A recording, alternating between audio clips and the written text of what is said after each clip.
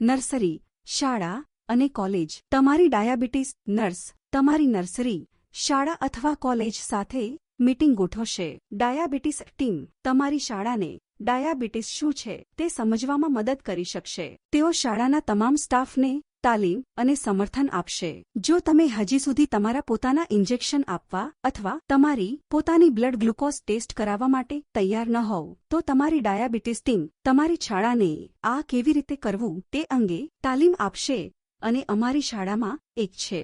તમારા ડાયાબિટીસમાં તમને મદદ કરવા માટે તેઓને શું કરવાની જરૂર છે તે વિશે વાકેફ હશે. ડાયાબિટીસ યુકે માટે એક સ્કૂલ પેક છે જે તમને સ્વસ્થ રાખવામાં મદદ કરવા માટે તમારી શાળાની જવાબદારીઓ શું છે તે સમજાવે છે. સલામત અને ખાતરી કરવા માટે કે તમે તમારું શિક્ષણ ચાલુ રાખી શકો જેથી તમે જે ઈચ્છો તે પ્રાપ્ત કરી શકો.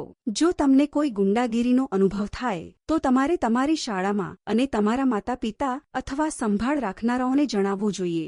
ધમકાવવું ઠીક નથી અને તે શાળામાં કે ગમે ત્યાં સ્વીકાર્ય નથી. કોઈને કહેવાથી તમે મુશ્કેલીમાં ન પડશો. હકીકતમાં જો તમે ન કરો તો તે વસ્તુઓને વધુ ખરાબ કરી શકે છે. એવી ઘણી બાબતો છે જે ટાઈપ 1 ડાયાબિટીસ વિશે સાચી નથી. તમને ડાયાબિટીસ થાય છે કારણ કે તમને ઘણી બધી મીઠાઈઓ ખાધી. ડાયાબિટીસ થાય છે કારણ કે તમારું વજન વધારે છે. ડાયાબિટીસવાળા કોઈ પણ વ્યક્તિ મીઠાઈઓ ખાઈ શકતા નથી. તમે રમતું રમી શકતા નથી. તમારે ફક્ત ડાયાબિટીસવાળા ખોરાક ખાવા જોઈએ. દરેક વ્યક્તિને તેમની જવાબદારીઓ શું છે અને શાળામાં તમને સુરક્ષિત રાખવા માટે તેમની પાસેથી શું અપેક્ષા રાખવામાં આવે છે તે સમજવામાં મદદ કરવા માટે તમારે વ્યક્તિગત આરોગ્ય સંભાળ યોજનાની જરૂર પડશે.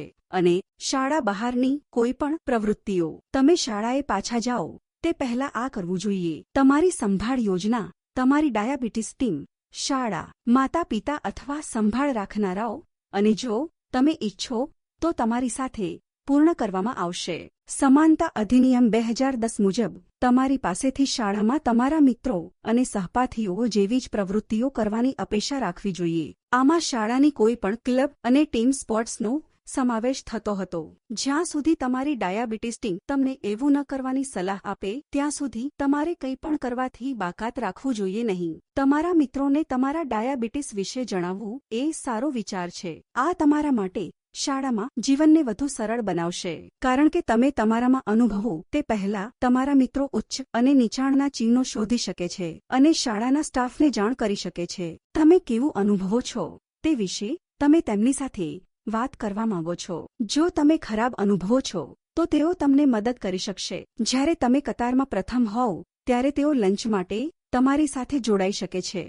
પરંતુ જો તમે તમારા મિત્રોને કહો તો સૌથી સારી વાત છે કે તેઓ ટાઈપ 1 ડાયાબિટીસ વિશે વધુ સમજશે.